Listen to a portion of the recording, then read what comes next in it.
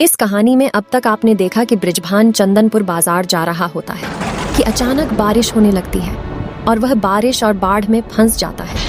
फिर वह अपनी जान बचाने के लिए जंगल वाले रास्ते से चंदनपुर बाजार जाने लगा।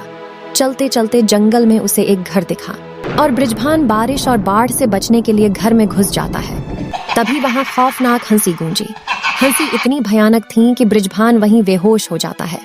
कुछ समय बाद बृजभान को होश आया तो उसका सामना एक चुड़ैल से होता है। चुड़ैल ने बृजभान को नागमणि लाने के शर्त पर बृजभान को जाने देती है। बृजभान चंदनपुर बाजार पहुंचा और वहीं रहने लगता है। अब आगे ऐसे ही कुछ दिन बीत गए और बारिश का मौसम खत्म हो गया और बाढ़ पिछड़ जाने के कारण अब बृजभान का गांव भी रहने लायक हो गया। गांव के जो भी लोग बचे थे वह अपने अपने घरों को लौटने लगे। बृजभान भी अपने घर आकर रहने लगा।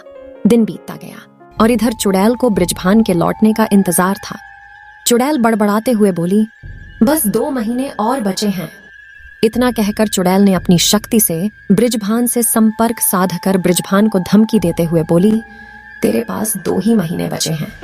अगर तुझे अपनी जान बचानी है तो नागमणि ढूंढ। चुड़ैल से किए वादे के मुताबिक अब बृजभान के पास 2 ही महीने का समय बाकी था। बृजभान ने चुड़ैल की शर्त को पूरा करने के लिए जंगल में नागमणि की तलाश में निकलने का निश्चय किया, जो चुड़ैल की मांग थी। बृजभान भूखा प्यासा कई दिनों तक जंगल की खाक छानता रहा, परंतु उसे नागमणि न मिली। थक हार कर उसने घर वापस लौटने का निर्णय किया और जंगल से घर की तरफ लौट ही रहा था कि उसे जंगल में एक साधु तप करता हुआ दिखाई दिया। बृजभान फौरन साधु के पास आया और बोला, बाबा, क्या आप मुझे नागमणि प्राप्त करने का तरीका बता सकते हैं? बृजभान की इतनी बातें सुनकर साधु बोला, बेटा, तुम क्यों अपनी जान जोखिम में डालना चाह रहे हो? जाओ अपने घर, तुम्हारा यहाँ अधिक देर रुकना ठीक नहीं है क्योंकि शाम होने वाली है। इस जंगल में रात को अनेक खतरनाक जानवर घूमते हैं। बाबा की इतनी बातें सुनकर बृजभान बहुत दुखी होकर बोला, वैसे ही मुझे तो अब एक ना एक दिन चुड़ैल के हाथों मरना ही है, तो अभी क्यों नहीं? घर पर भी जाकर आखिर मरना तो है ही। बृजभान की इतनी बातें सुनने के बाद बाबा बोले, क्या बात है, मुझे पूरी बात बताओ। आखिर तुम्हें नागमणि क्यों चाहिए? बृजभान ने अपने साथ घटी सारी घटनाएं बाबा जी को कह सुनाई। सारी बातें सुनने के बाद बाबा को बृजभान पर दया आ जाती है। बाबा बोले, बेटा, तुम्हें यहाँ से सीधे दक्षिण दिशा में तब तक चलते जाना है जब तक कि तुम्हें प्राचीन शिव मंदिर न दिखाई दे। तुम वहीं जाओ, आज नाग पंचमी है।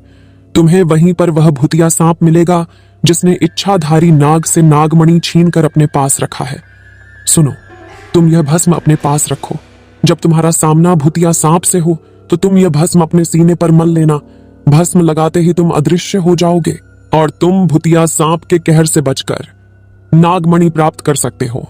तुम्हारे पास अब एक ही पहर का समय है। बाबा की इतनी बातें सुनकर बृजभान बाबा के चरणों को छूकर बाबा जी के आशीर्वाद के साथ पुराने प्राचीन शिव मंदिर की खोज में दक्षिण दिशा में आगे बढ़ने लगा। दोस्तों, इस कहानी का चौथा भाग बहुत ही जल्द आएगा। कृपया चैनल पर बने रहे। अगर अभी तक चैनल सब्सक्राइब नहीं किया तो सब्सक्राइब कर लीजिए। धन्यवाद।